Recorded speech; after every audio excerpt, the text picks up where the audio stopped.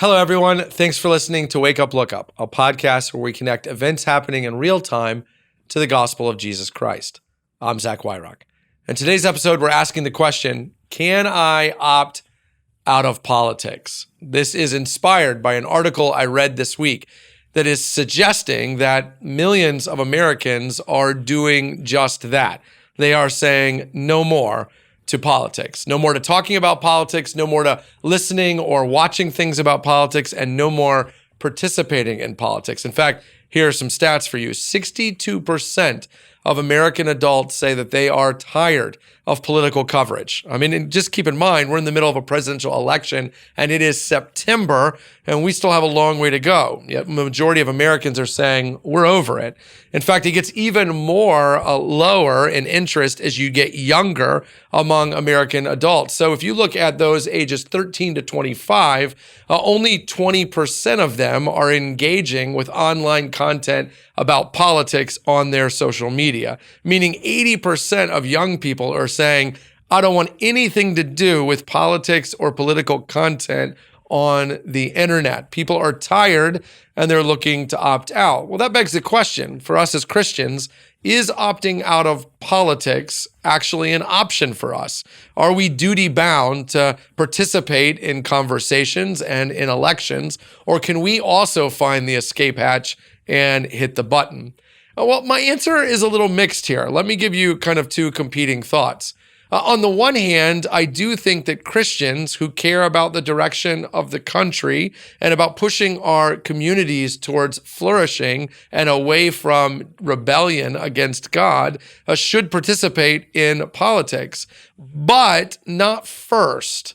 And what I mean by that is I think actually what we're butting up against isn't as much political fatigue as it is three problems that we all have that we absolutely cannot opt out of. Let me throw those at you. The first is, I don't think we have a political problem. I think we have a relational problem. I think we've long since lost the ability to be in meaningful relationships with each other that even can swallow up a disagreement of opinion.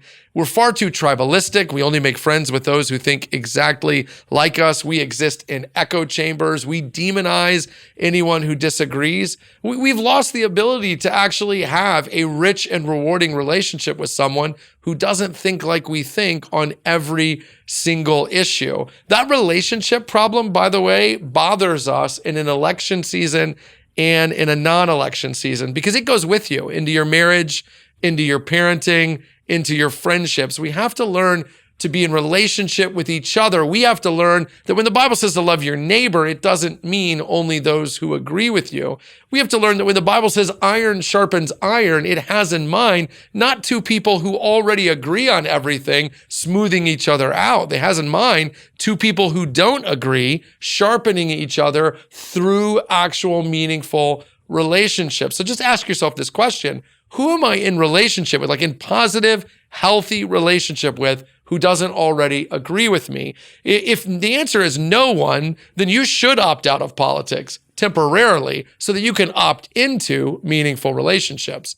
The second thing we need to be opting into is the art of conversation. Now, these two go hand in hand, but it's one thing to be in relationship with someone who disagrees with you and just never bring up the things you disagree about. Where did we lose the ability to actually engage in conversation with each other? When you read the Gospels, for example, Jesus' primary ministry is sitting across from a Nicodemus, a woman at the well, the rich young ruler, Zacchaeus, and having rich, meaningful, thought-provoking, life-changing conversations.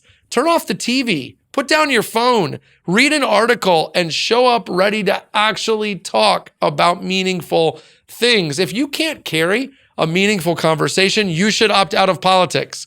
Not because politics are bad, but because you and I aren't equipped for it. We need to go back to learning how to do the fundamentals. And then finally, I continue to say that national politics matter, but not nearly as much as what's happening in your community. So if you find yourself gaining in relationships, if you find yourself progressing in your ability to have conversations, then seek the flourishing of your local community. What is going on in your neighborhood, in your town, in your community that you can actually change and move the needle on? Much of national politics is a lot of saber rattling about things that will not fundamentally change your life. Meanwhile, the things that will change your day-to-day lives are happening in town hall meetings that nobody goes to. So, should you opt out of politics? No, not long term, but short term, absolutely. If it'll help you make a friend, learn how to talk, and actually get involved in what makes a difference. As Christians, let's stop focusing on what everyone else needs to change across our country and start owning the fact that we have some growing to do ourselves. Hey, thanks so much for watching this video. While you're here, we'd love to ask you to hit subscribe or to like so you get future content. If you listen to the audio version too, make sure you leave a review and a comment. That really helps. Consider sharing it on social media and helping us get the word out. And hey, while you're here, check out all the other content that Christ Community Chapel is putting out, including the videos that are around me right now.